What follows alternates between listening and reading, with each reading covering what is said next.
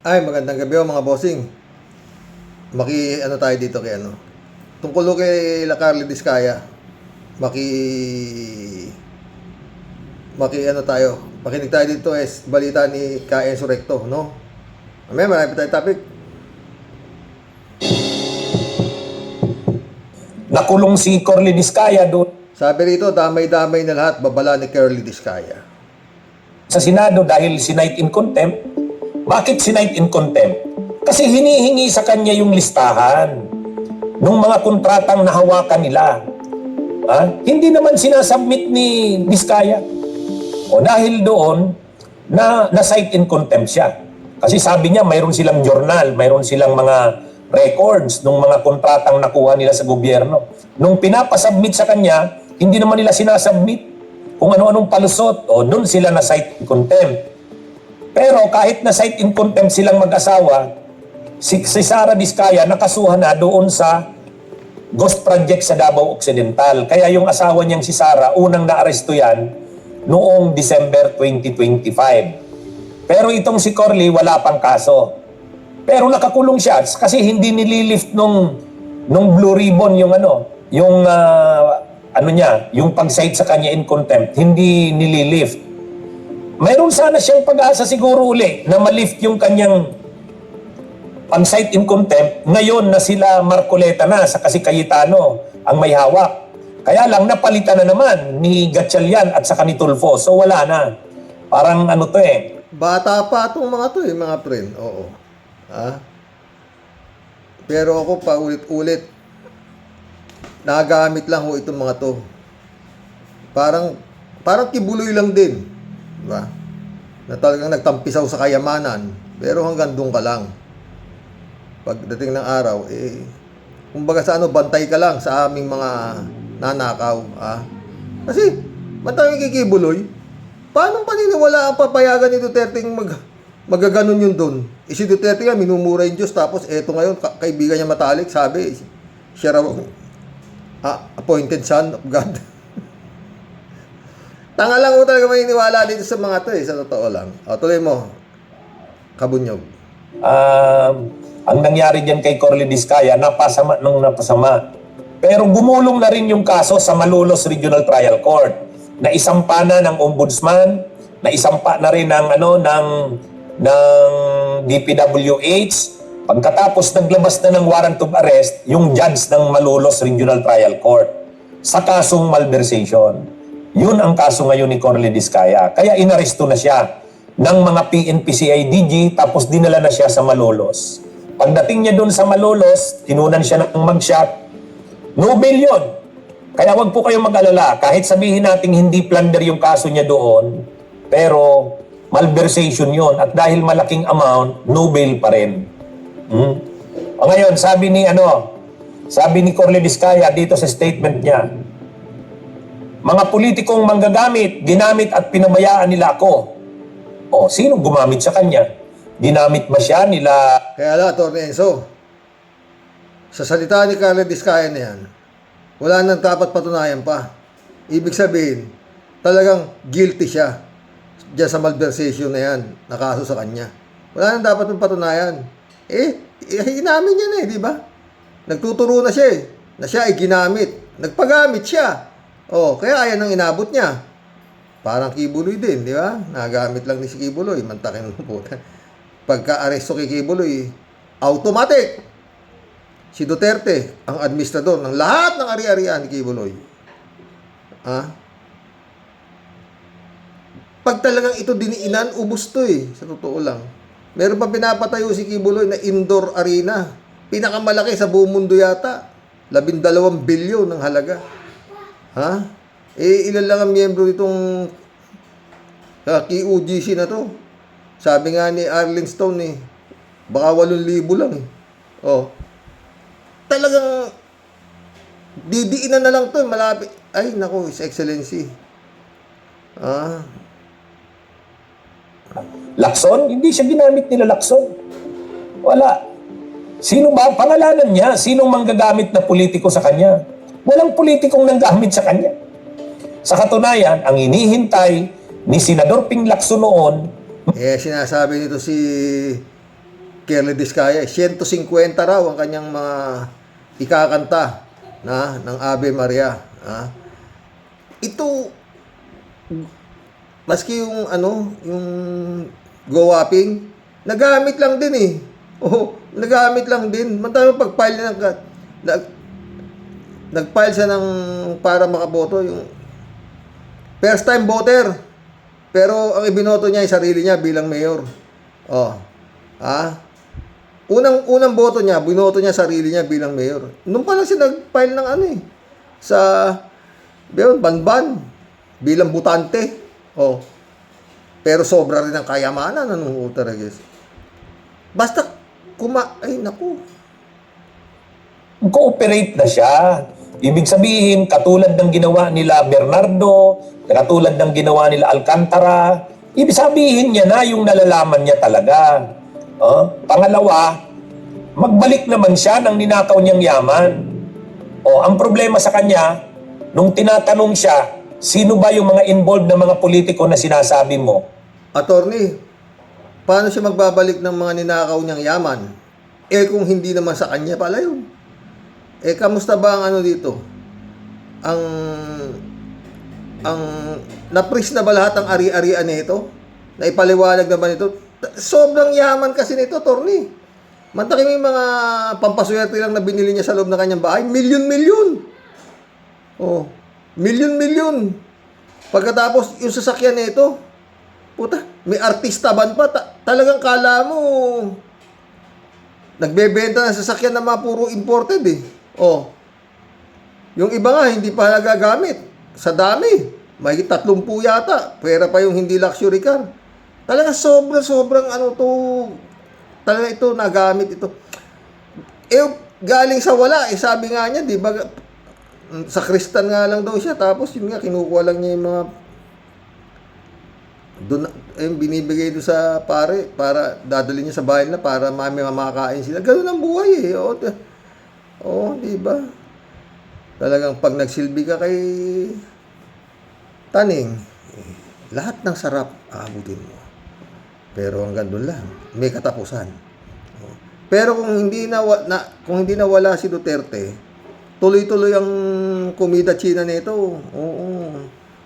Kamusta na nga ba yung mga sasakyan na tinitinda? May nakabili na ba? Wala na yatang wala nang balita kung sino may nagbibid. Wala na yatang bidding, wala na, parang nabura na naman sa mainstream media. Ang tinuturo niya yung 2022 pataas. Ang binabanggit niya lang 2022 pataas. Got the brand new 22 pataas. Pero nung tinanong siya ni Bato de la Rosa, kailan kayo nagsimulang lumaki ang mga transaksyon sa gobyerno? Sabi niya 2016. Sinong presidente nung 2016? Di si Duterte. Pinaulit pa ni Bato kasi mali, sabi ni Bato. Ulitin mo nga, sigurado ka ba 2016? Sabi niya, opo, 2016. Inaamin niya na mula 2016, doon nagsimulang lumaki ang kanilang mga transactions. Inamin niya yon. Inamin yun ni Marcolet, ni Diskaya. Tapos, nung hinihinga na sila ng lista, sino ang mga politikong katransaksyon nila mula 2016 to 2022? Ayaw nilang sabihin. Yan ang problema dito sa mag-asawang Diskaya. Kasi, selective sila eh. Selective sila. May problema pa to, Torne. Mamaya sasabihin ko, ha. Sana mali ako. Ang tinuturo lang nila 2022 pataas. Ibig sabihin, panahon na yan ng Marcos. Pero yung 2016 to 2022, ayaw nilang mag-mention. Di ba? Ayaw nilang mag-mention. Ay siguro, yun ang tinuturo sa kanila ni Marcoleta. Yun ang tinuturo sa kanila. Kasi ang alam natin, mga tao ito ni Bongo eh. Kasi mga katransaksyon nila si Bongo. Naalala nyo yung joint venture ng pamilya ni Bongo ng bilyon-bilyong proyekto sa ilalim ni Duterte? Kaya nga, Torne, kung ito, ganyan kayaman, baka barya lang kay Bongo to. Oo, tao lang ni Bongo, sabi mo, di ba? Sila yon.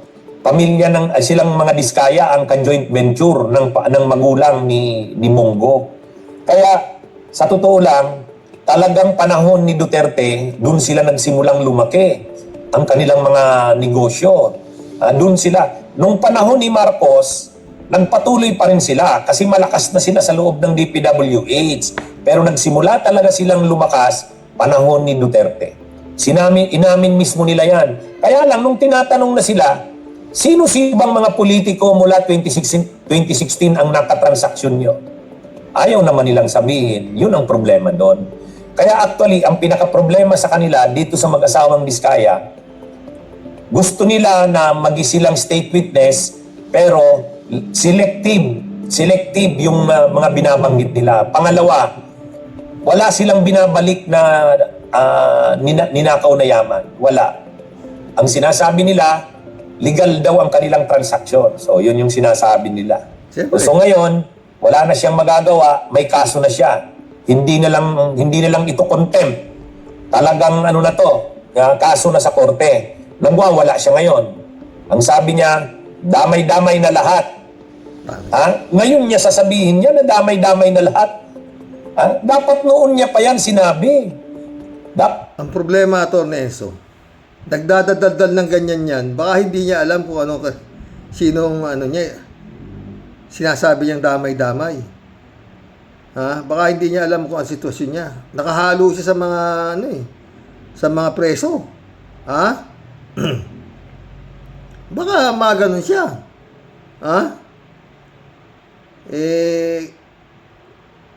Kayang-kaya siyang itimbre na para hindi na siya makapagsalita, di ba? Naman si Tete, may hiling, di ba? Nagngangal-ngal na ito ng damay-damay na. Di ba? Pat noon niya pa sinabi ang lahat ng nalalaman niya.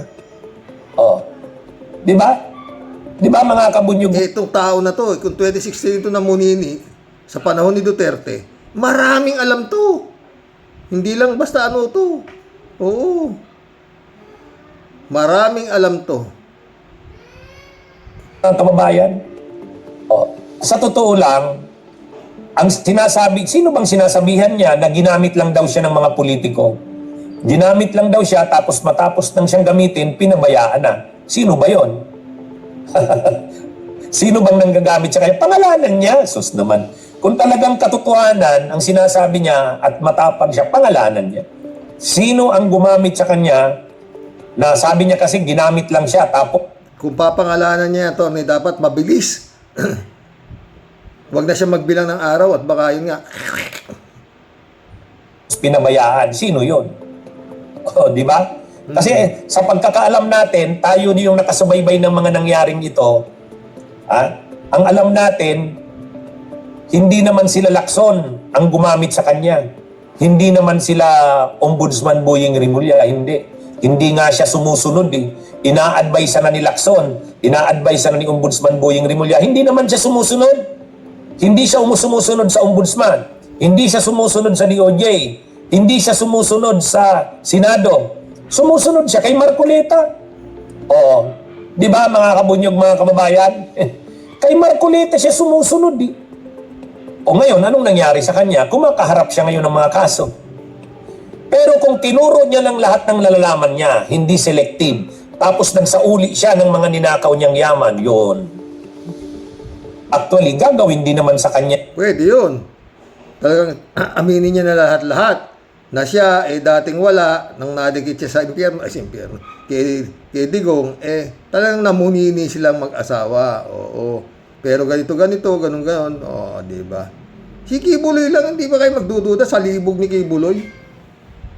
Wala siyang asawa, wala siyang anak. Di ba? Ganun lang kasi. Ang libog. Ang gusto mga DC. Di ba? 15, mga 12, mga ganun tinitira ng gago doon sa kanya mga pastoral. Di ba? Sabi ni Arlene Stone. Bagong regla, yun ang gustong-gusto ni Kibuloy. Demonyo talaga, putang ina. Ito talaga impyerno nandito. Kawawa. Ito ang mga inabot itong mga hype na to. Pero yun, nabuhay silang para silang nakalangit. May interpo. Mga anak, kakain na tayo. Basa na ba kayo? Hindi naman daw nila pwedeng hanapin sa laki ng mansyon.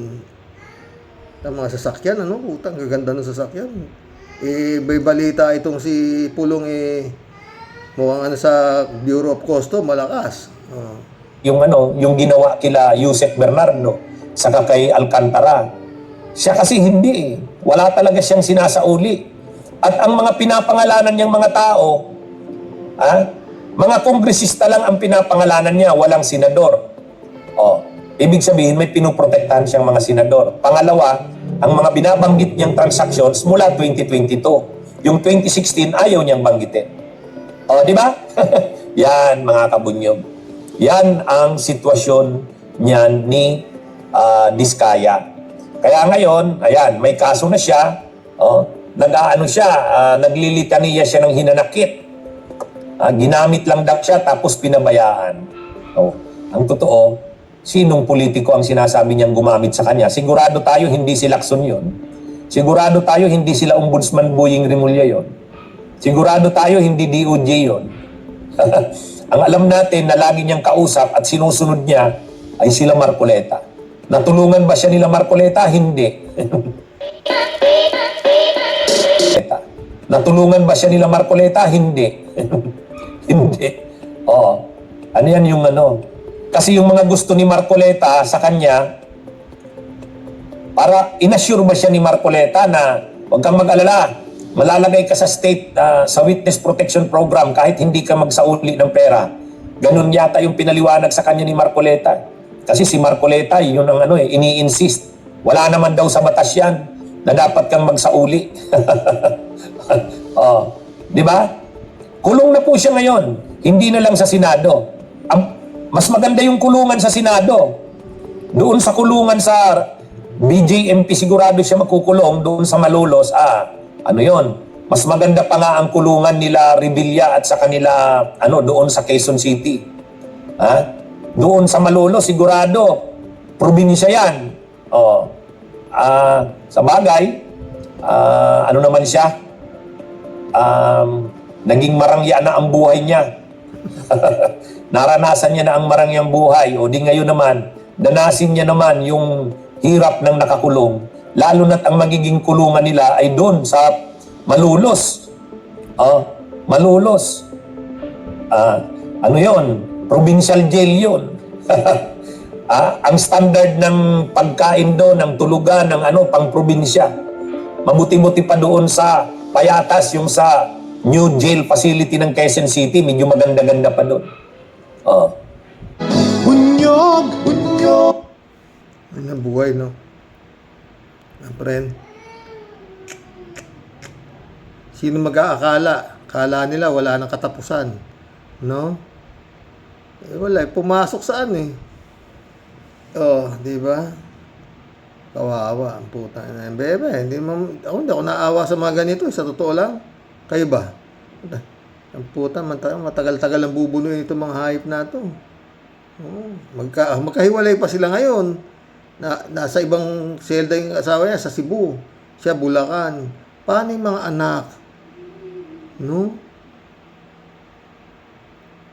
Yung mga kamag-anak pa nito, sama pa rin yung mga kumpanyang Pigano, nilagay nila yung mga kamag-anakan nila doon bilang mga empleyado nila. Sabit din. Tangin ng buhay yan. Pero dapat, kung tutilaok ito, kakante ito, ngayon na, talagang kantahin niya. Alam niya naman, bata pa Alam niya yung bumbu, kung saan siya nagmula. Ganon din yung babae. Total, di na nila pakikinabangan, di ba? Pakikinabangan pa ba nila? Yung kanilang mga pinagtampasawan dati na talagang akala mo, di ba? Ngayon, tutulog ka ngayon doon. Sa halo-halo sila, may 30. Kaya lang natin, alam mo, paano, dapat sana medyo mayroong mga reporter na sumisilip kung kamusta na sila, ganun. Si Kibulog, kung ano nalagay ni Kibulog, di ba?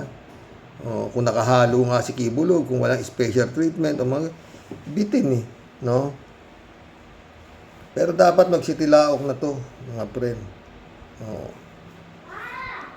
Dito tayo sa Senado. Senado maging ang sweldo ng mga empleyado ngayon.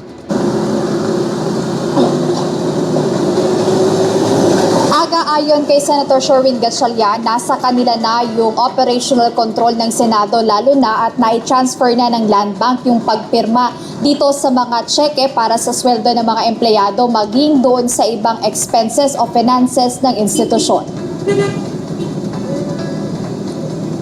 Kinumpirma ngayong umaga ni Senate President Pro Tempore Sherwin Gatchalian na na-transfer na ng Land Bank sa kanya ang signatures na isang patunay rin ng kanyang operational control sa Senado. Ayon sa Senador, sa kabila ng issue sa liderato, nais niyang tiyakin na patuloy at hindi madedelay ang sweldo ng mga empleyado. Ano pa ba inaantay ito si Cayetano? Na kay Gatchalian na lahat. Ano pa piglalaban ito na kailangan maka 13? Puro 13 na siya sa kapal na lang din ang mukha ang inaan itong tao na to, no? Pero yan, magkakagulo talaga ko yan. Oh, may mga threat na eh. Oh. Naguguluhin talaga itong mga zombie ni Duterte itong Senado na to eh. Kaugnay nito, nakatakda niyang pirmahan ang mga tseke para sa efficiency incentive na ilalabas ngayong linggo, benefits ng mga empleyado at iba pang finances ng opisina ng mga senador. Today, na fully transfer na ng Land Bank yung signatures. So I'll be signing the signatures saka yung ADA, yung automatic debit arrangement. Parang ano yun pinapadebit yung account natin for various expenses. So today I'll be signing checks and the ADA specifically for the incentives ng mga empleyado, yung efficiency incentive na i-release na natin within the week. Yung Agerte, which is a benefit na i-release natin this week. And yung MOE ng senators' offices, no, para maka-operate na sila. Samantala, iginiit ni Senator Gatchalian na iisa lamang ang Senado, which is ang Senate of the Philippines. Kasunod ito ng pahayag ni Senator Alan Peter Cayetano na dalawa ang Senado sa kasalukuyan. Binigyang diin muli ni Senator Gatchalian na legal at valid ang proceedings noong June 3 na naghalal sa kanyang bilang Senate President Pro Tempore at Acting Senate President. Pinangahawakan din niya ang pagkilala o recognition sa kanya ng ibang sangay ng gobyerno tulad ng House of Representatives at Executive Department. Gayunpaman, nananatiling bukas aniya ang kanyang opisina sa pakikipag-usap sa lahat ng senador, kabilang ang New Minority Bloc o ang grupo ni Senator Cayetano. Aga, dinagdag kanina o ipinaliwanag ni Senator Gatchalian na inform o alam na ng mga empleyado ng Senado na nasa kanila na yung leadership ng Senado at wala na kay Senator Alan Peter Cayetano. Bukod dito, aga inaabangan o inaasahan na ma-turn over na yung lahat ng mga dokumentong kailangan para makapag-transition na rin sila sa kanilang trabaho dito sa Senado. Ayan mo na update, balik sa'yo aga. Maraming salamat, Jed Neresina. Kaya ito si Cayetano, no? Parang tanga. Gusto niya pa, dalawa raw sila pipirma sa cheque. Parang gago na lang, you know? Sa totoo lang mga friend, parang gago na lang. Dalawa raw ang Senado, Senate of Malacanang at saka Senate of the Philippines. Sila raw yung Senate of the Philippines, sabi nito si Cayetano. Gaano kabugok, no? Eh kung ikaw Senate of the Philippines, parang may sarili siyang gobyerno. Ang gago.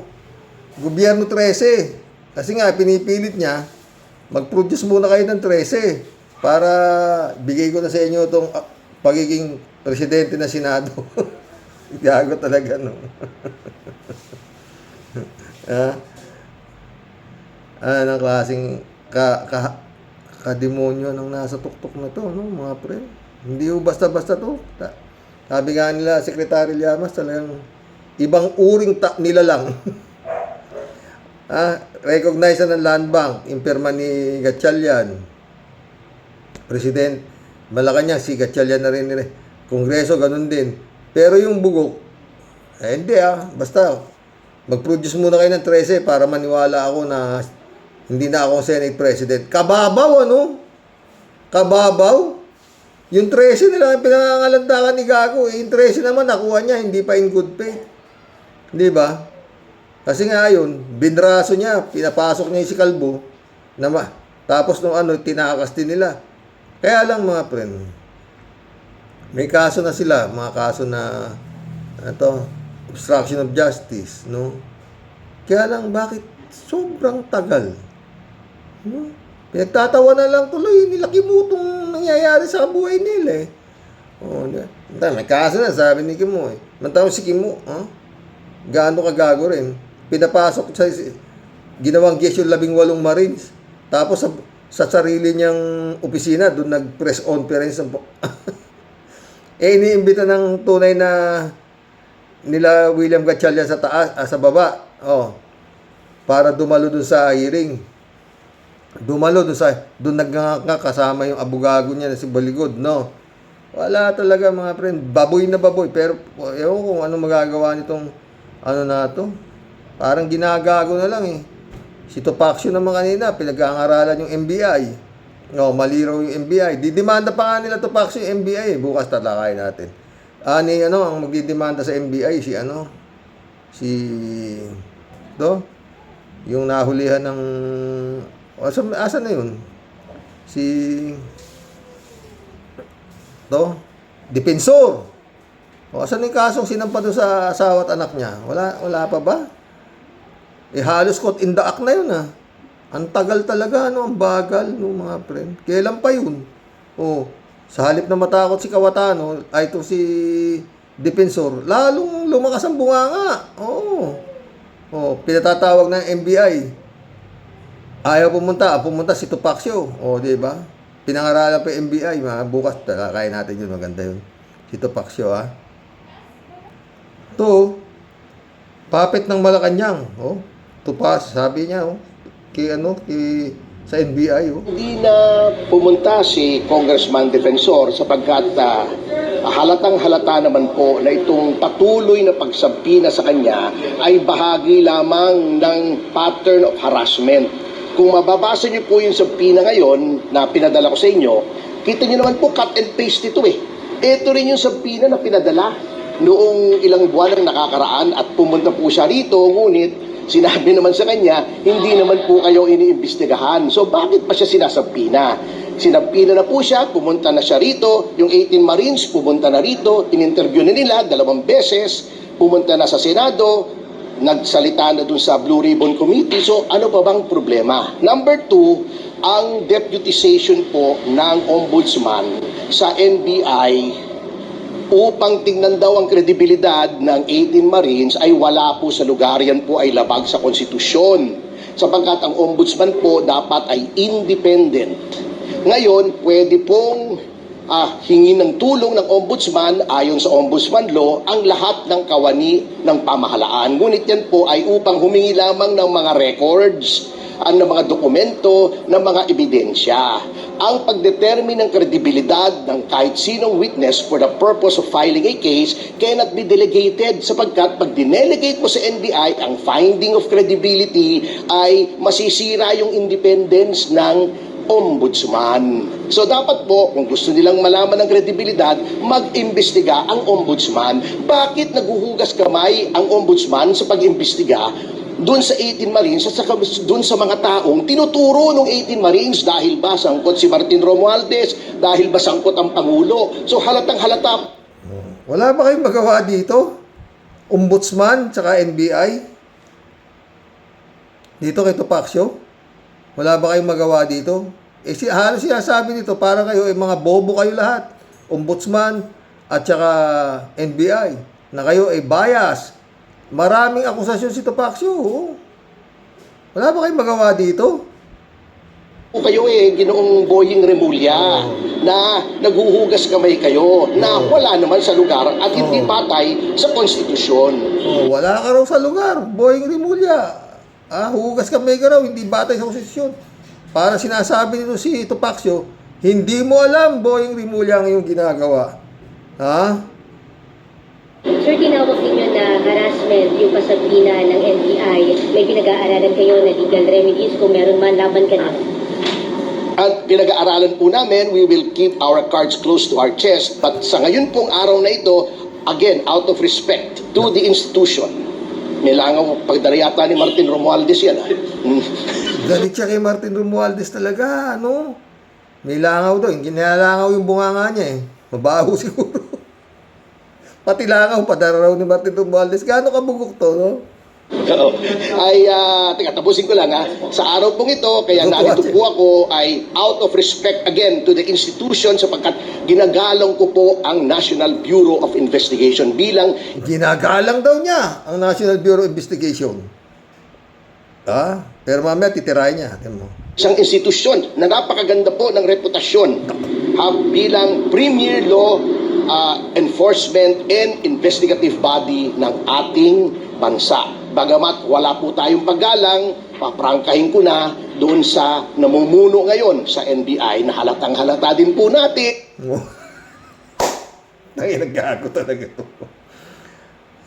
Matibag. Direktor. Ano ba?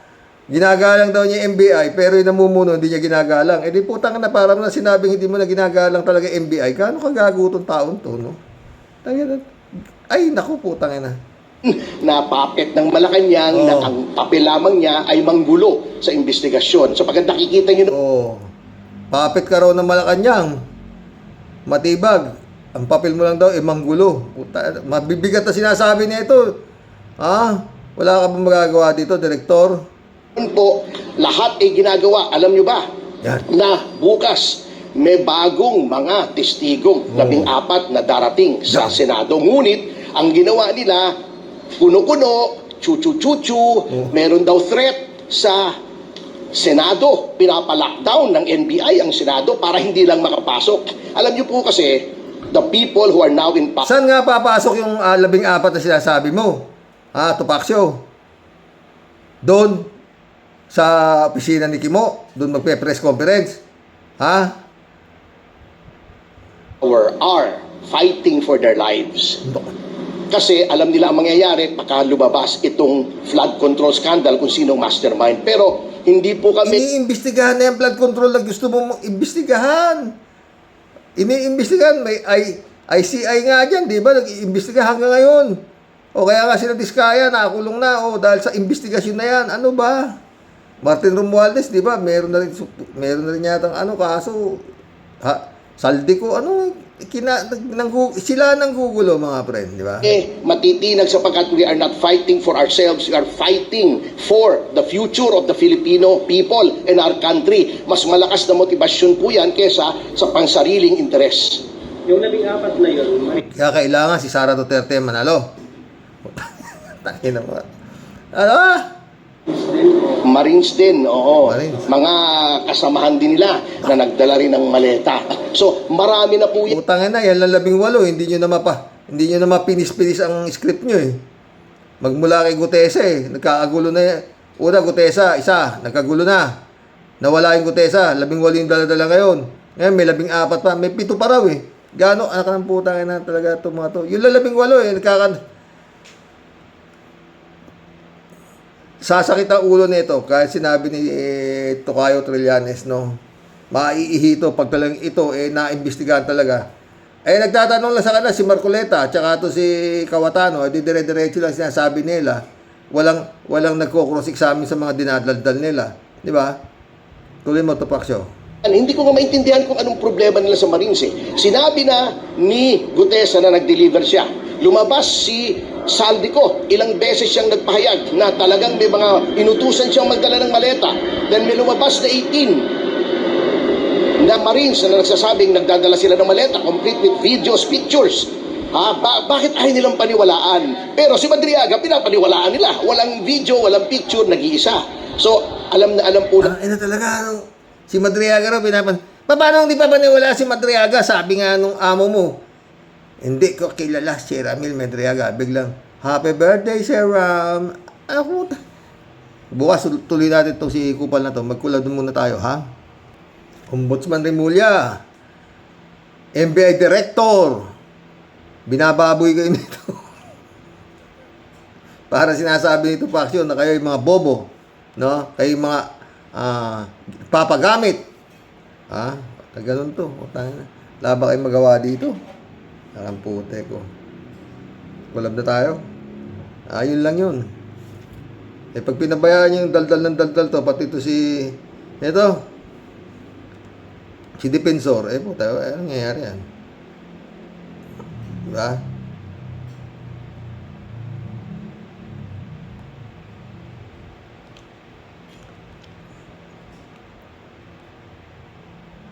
Librado Ludovico, shout out.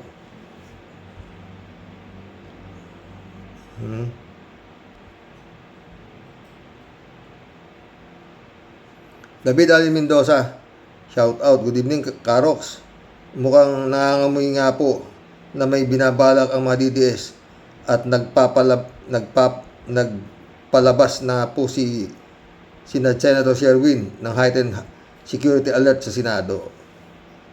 Dapat nga yan, hindi na nakakadikit dyan yung mga nagrarally-rally mga zombie na yan.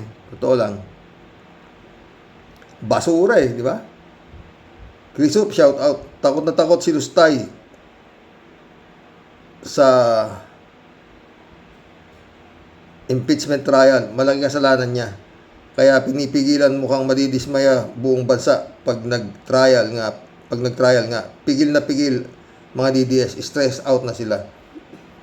Totoo yan.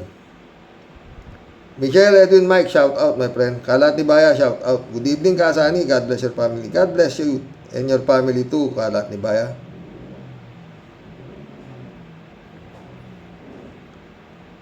Rodelia Alpilor, shout out.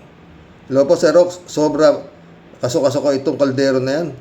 Bakit di pa nila bigyan ng ultimatum yang si 10K? Si 10K na yan, sobra nang dahil lang sa hinayupak na Sara Lustay na yan. Ang dami nang nangyayari sa mundo, lalo na sa lugar ng demunyita na yan. Diyos ko po Lord, ikaw na po ang nakakaalam ng nangyayari ngayon. Lapit na ang zona ni BBM. Manalig lang po tayo, mga kabosing. Ingat tayo lahat sa God bless us all po. Rodelia Alpilor ulit to. Isa lang layo ni Caldero na yan, Sir Rox. May ambisyon siyang maging katandem ni Sayad. Basta pag si Sara nakatakbong presidente, wala na akong masasabi kung di talaga itong administrasyon na to inutil. Yun lang yun. Wala nang iba Ano sasabihin mo? Katakot-takot ang tapos makakatakbo ang presidente, putang ina yan. Di ba Garcia? 3J Siop, shout out. Pwede, baka may deal sila Sara at na ganito. I-dismiss ni Caldero ang kaso niya at si Caldero ang magiging VP niya sa 2028. Kaya nga, nagkakantara pa si Caldero na maging SP para siya ang magkukuman sa Senate hearing at wala pang isang araw, dismiss na ang kaso. Pero siyempre, may intel ang mga ibang senador at si BBM. Alam nila yan, kaya naman di dapat magtagal si Caldero bilang SP. Well, blessing in disguise ang ginawang drama sa Senado nila Caldero at ang kanyang mga boys.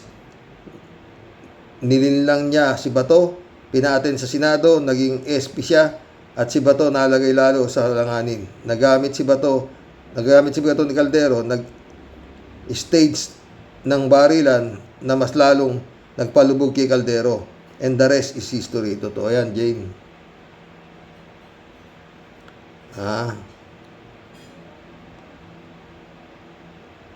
Sam AJ, shout out. Karox, malaki ang lagayan kay Caldero. Sa tingin ko, 5 bilyon sa kanya at bilyon kay Marcolecta. Sapagkat China ang pinanser sa likod. Dagsa ang pera. Panalo na sa eleksyon. Shirley J. Sir, shout out. Next naman kay Tano, puro ka God. Sino bang God na sinasabi mo? Decent, shout out. Baka po si Kibuloy. Pwede. Wizkid, shout out. My whole life, people doubted me. But God doesn't. Oo, ulul. Bawat binoto ka bilang senador. Doubt. Oo, ulul. Di ba? 3J Show ulit ito. Si Rox, hello ka dyan. Nakauwi na rin kami sa bahay. Hay, kapagod din maglakwatsa. Nagreklamo pa ang lola. So, mas nakatutok na ako sa ating Senado. Grabe talaga ito si Caldero. Walang katulad ng kawalang hiyaan. Okay lang sana kung walang hiya Pero ang gamitin pa ng Diyos, may gulay. Ipokrito nga Hindi niya gaya si Duterte, minumura niya na yung Diyos. Pero, best friend niya si Kibulog, the appointed son. Ako, putang ina. Ano ba yan? Duterte? Pero hanggang ngayon, sinisigaw ng mga tangang zombie. Duterte. Duterte. Putang ina kayo. PJ Siopulo sa Rox. Alam mo naman ni Caldero na wala siyang power kaya nag-ask kay Win Gatchalian ang meeting. Kala naman niya, mauuto niya si Win. Matapos siyang sabihan ni Win sa kanyang pangalan pero loser naman daw. Sino kaya ang tunay na loser? Siyempre yung walang humpay, ang putak ng putak sa FB Live. Di kasi makapunta sa Senado at umupo sa upuan ng hari. Kasi ang nakaupo doon ay si Win. Si Winner na si Win Gatchalian, o diba? Alam mo, natatakot ako 3J Shop sa totoo lang. May mga taong ganyan, ha? Senado, yung mga bantay dyan, kakapkapan ninyo, yung mga delikado na parang may mga sayad sa ulo. Baka makapagpasok ng baril yan. Oh, hindi porke senador yan, talagang normal ang utak niyan. Baka biglang sa pagka-desperado ng mga hayop na yan, makapagpuslit yan, biglang mamaril sa Senado yan. Oh, advice lang. 3J Show po dito. Alam mo, Sir Rox, kaya hindi nag-convene ang Senado noong June 3 kasi natakot si Caldero na makuedita, which is parang ganun na nga ang nangyari. Nagkaroon ng 12 members ang dating minority nila Tito Sen. Natural na convince sila Tito Sen at binoto ni si Win as acting SP. At bakante ang SP chair. Nang malaman ni Caldero na binakante ang SP chair, ayun, dinagaan dibdib ni Caldero. Dapat lang dahil wala siyang power. Kasi naman, nang maging SP, umakyat agad sa ulo ang hangin. Super hangin. Kaso ang tadhana ay may sariling plano. At ang plano ng tadhana ay hindi pabor kay Caldero. Dahil siya ay isang masamang nilalang. Diba? 3J Shop ulit to. Xerox, under threatened ng Senado, natural sa utos na yan ang puon ni Caldero para hindi matuloy ang impeachment trial ni Sara unless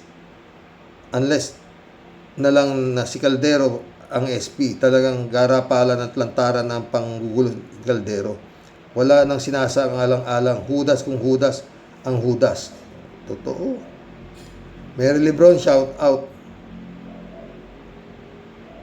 Whiskey do. Hindi titigilan ng kampo ng dilim hanggang hindi balik poder ang anak ng demonyo. Yun talaga gagawin. Whiskey ulit. Kailangan ng kampo ng dilim bumalik sa poder dahil ang government silang dumadambong ng pondo.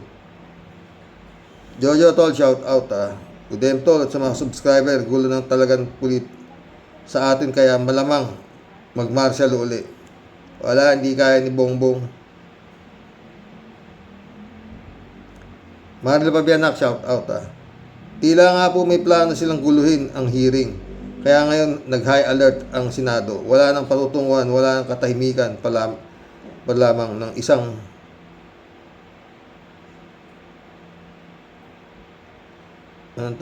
katahimikan para lamang malusaran ng isang BP ang napakalakas na ebidensya. Nakakalungkot, nangingibabaw ang kasamaan sa ating bansa. Totoo yan, nak. Shout out, friend Shervin Sapeda. Christian Sen, July 7 Alcantara. Analisa Polinar, shout out sa inyo, mga friend, ha. Wala si friend Shervin, siguro busy, no? Hindi nakapag-comment. Oo. Brenda Lor Garcia, shout out. Pastor Jun Lagon, Amy Bingson, Emans Kalananak, shout out, mission accomplished, hanggang bukas pumuli. Eddie Luna, good night, God bless. Ang gulo-gulo.